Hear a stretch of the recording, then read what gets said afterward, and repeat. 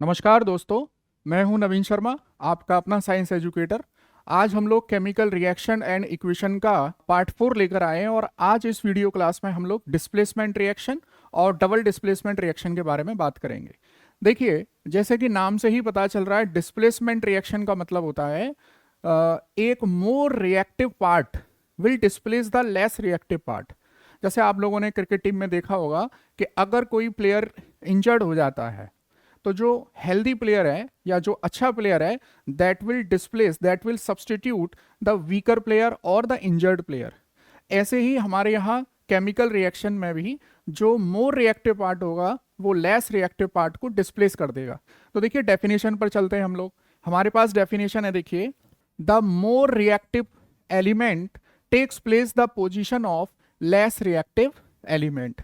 देखिए, जो more reactive part है वो लेस रिएक्टिव पार्ट को डिस्प्लेस कर देगा। यहाँ पर हमने एक एनसीईआरटी में एक डायग्राम दे रखा है, एक एक्टिविटी दे रखी है, इसकी हेल्प से हम लोग इसको सीख सकते हैं। देखिए, ये मेरे पास टेस्ट ट्यूब में कॉपर सल्फेट का एक्वस सॉल्यूशन है, कॉपर सल्फेट का एक्वस सॉल्यूशन, और इसमें एक आयरन की कील हमने इसमें डाल दी है।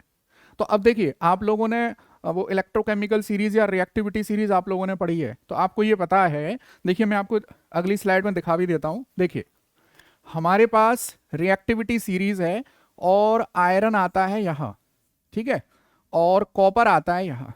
तो आयरन ऊपर आ रहा है, इसका मतलब iron is more reactive. Iron is more reactive किसके कंपैरिजन में? कॉपर के कंपैरिजन में।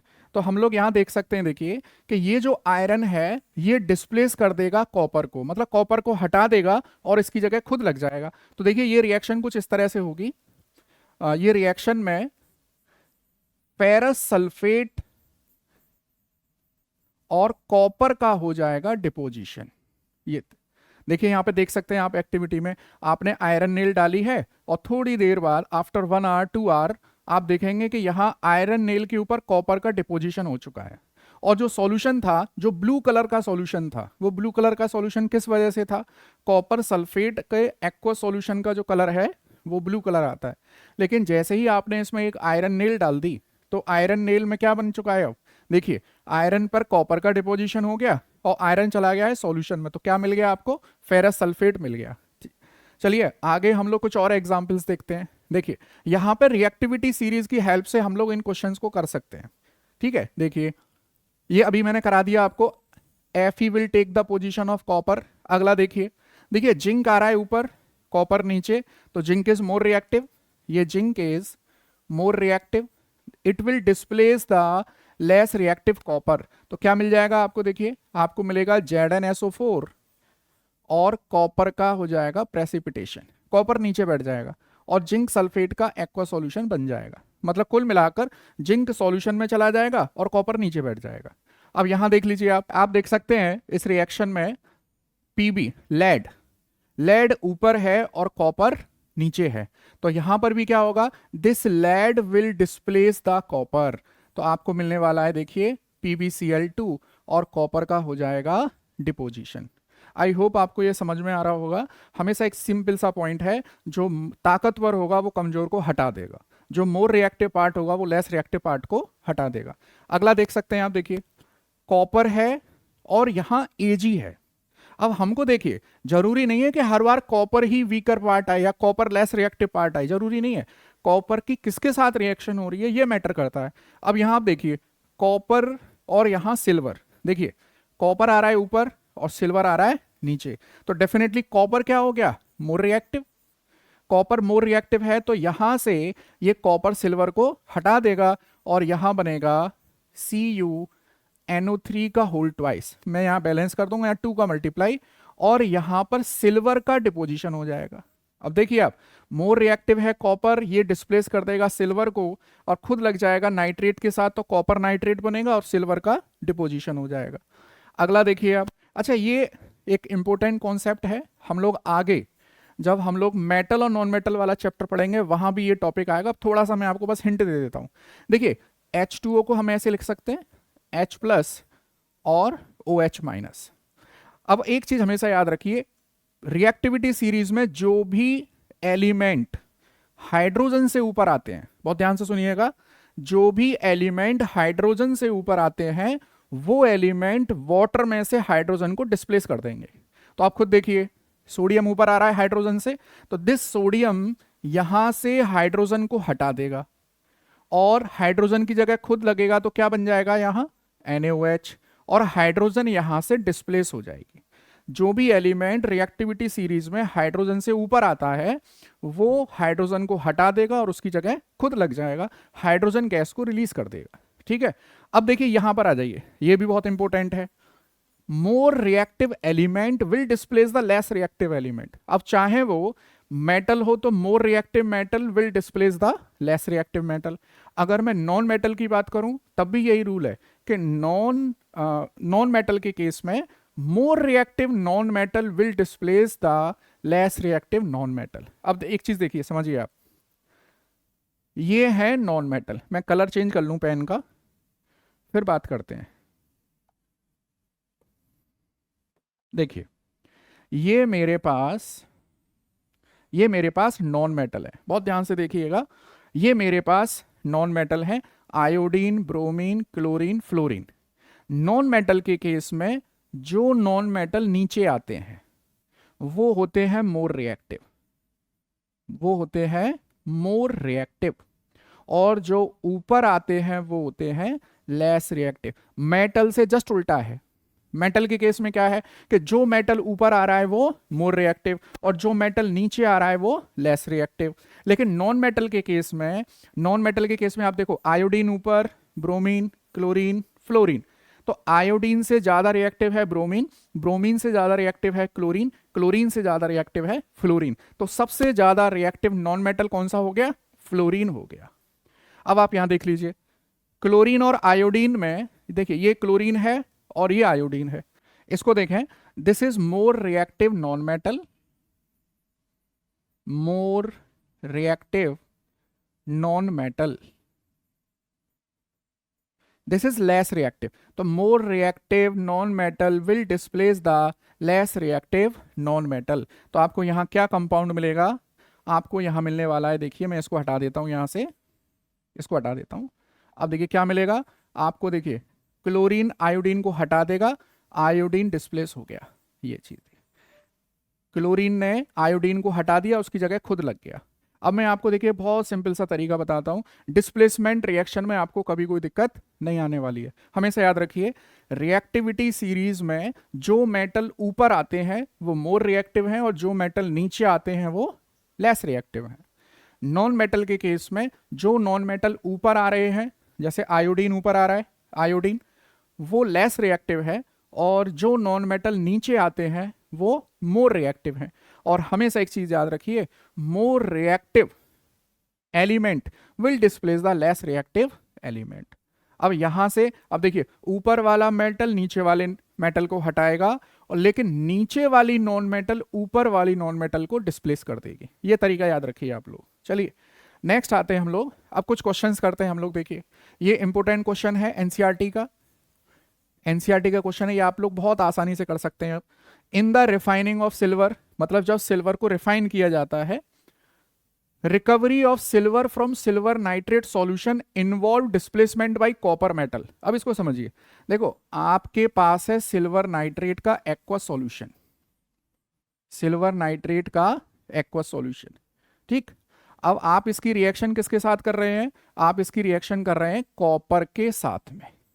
अगर आपको रिएक्टिविटी सीरीज याद है तो छापा करके मैंने आपको बताया था, वहां से समझ सकते हैं।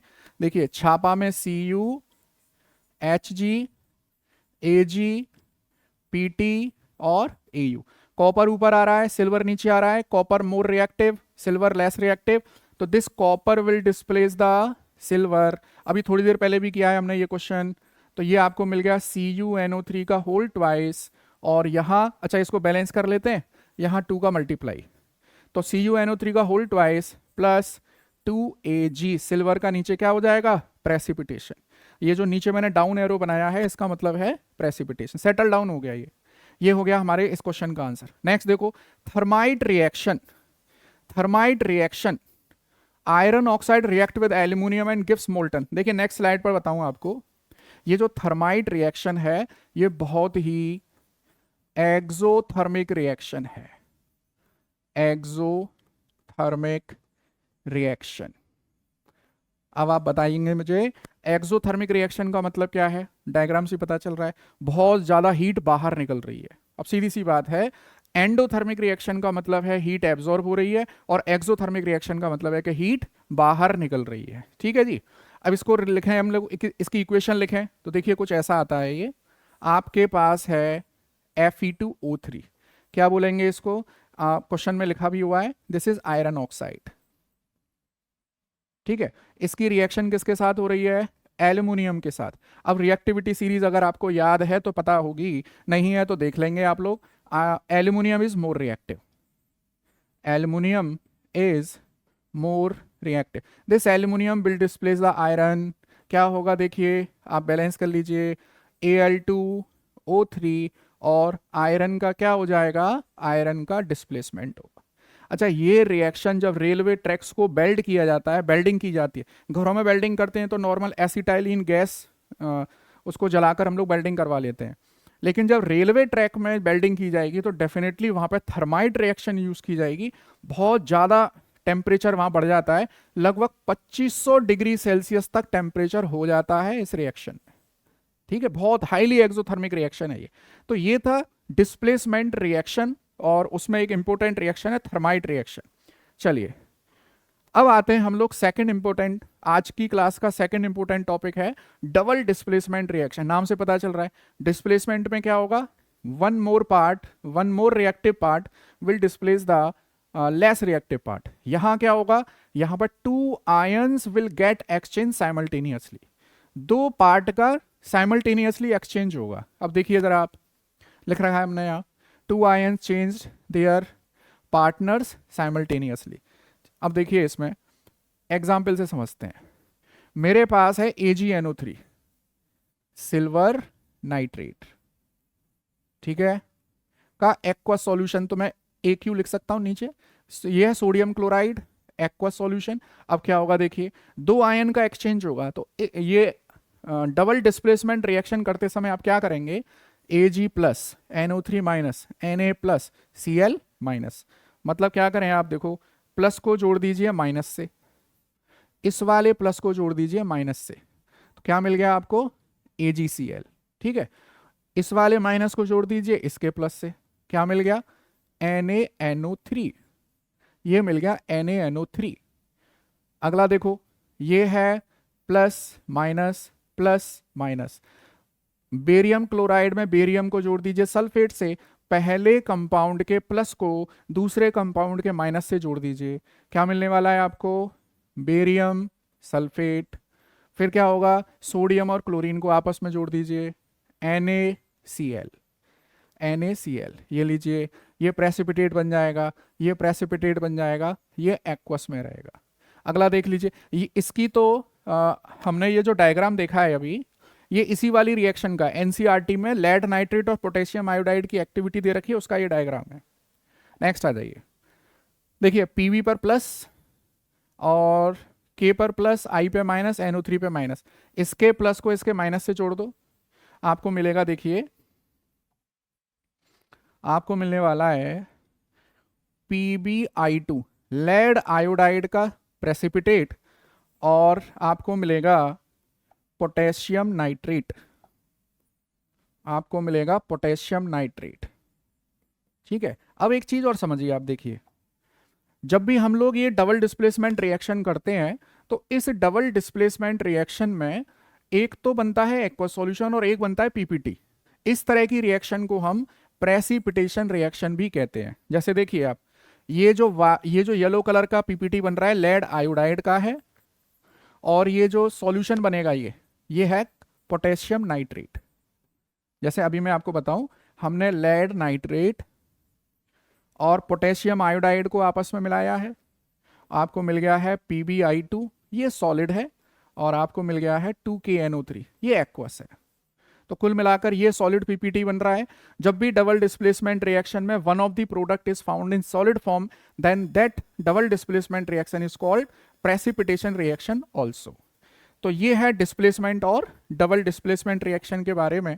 एक क्वेश्चन है आपकी एनसीईआरटी एग्जाम्पलर में, बड़ा सिंपल सा क्वेश्चन है, देखिए कि जब आप लेड नाइट्रेट, देखिए अगर आप इन वीडियोस को, इन क्लासेस को बहुत अच्छे से पढ़ते हैं, आपकी एनसीईआरटी एक्सरसाइज, एग्जाम्पलर और जितने भी एमसीक्यू क्वेश्चंस बन रहे हैं, एक्टिविटीज बन रही हैं, वो सारी चीजें मैं अपने नोट्स में यहाँ लिख रहा हूँ। और ये सारी स्लाइड्स आपको टेलीग्राम लिंक जो चैनल के डिस्क्रिप्शन में भी दिया गया है, वहां से आप लोग देख सकते हैं, पढ़ सकते हैं। ठीक है, देखिए लेड नाइट्रेट का एक्वा सॉल्यूशन, इधर पोटेशियम आयोडाइड का एक्वा सॉल्यूशन। ठीक है, और हम ये जानते हैं यहाँ पे क्या बन जाता है, लेड आयोडाइड, और यहाँ बन जाता है पोटेशियम नाइट्रेट। ये सॉलिड बनता है, ये एक्वस बनता है। अब इस क्वेश्चन पर आ जाइए कि अगर आपके पास एक्वस लेड नाइट्रेट नहीं है, बहुत ध्यान से देखिए, अगर आपके पास क्वेश्चन में ये कंडीशन दी गई है कि अगर ये अवेलेबल नहीं है, नॉट अवेलेबल, और आपको ये एक्टिविटी करनी है, तो आप इसकी जगह पर, लेड नाइट्रेट की जगह पर इनमें से कौन सा यूज कर सकते हो। देखो लेड सल्फेट तो पहले से ही इनसॉल्युबल है, ठीक है, ये तो यूज करेंगे नहीं हम। अमोनियम नाइट्रेट, देखो अमोनियम नाइट्रेट का फॉर्मूला क्या है, अमोनियम, इसमें लेड तो आ ही नहीं रहा है, हमें लेड तो चाहिए कम से कम। इधर पोटेशियम सल्फेट, इसमें भी लेड नहीं आ रहा है, तो ये भी नहीं होगा, ये भी नहीं होगा, ये हो नहीं सकता। Correct option will be lead acetate. इस एमसीक्यू क्वेश्चन का करेक्ट ऑप्शन क्या होगा, लेड एसीटेट होगा, लेड एसीटेट। ठीक है, तो आगे देखें हम। चलिए, आज की क्लास में हम लोग यही डिस्कस करते हैं displacement reaction, double displacement reaction. अगर आपको कंटेंट पसंद आ रहा है तो चैनल को फॉलो करिए, सब्सक्राइब करिए और अपने दोस्तों के साथ शेयर भी करिए। ऐसे ही अमेजिंग कंटेंट्स के लिए देखते रहिए केमिस्ट्री विद नवीन सर।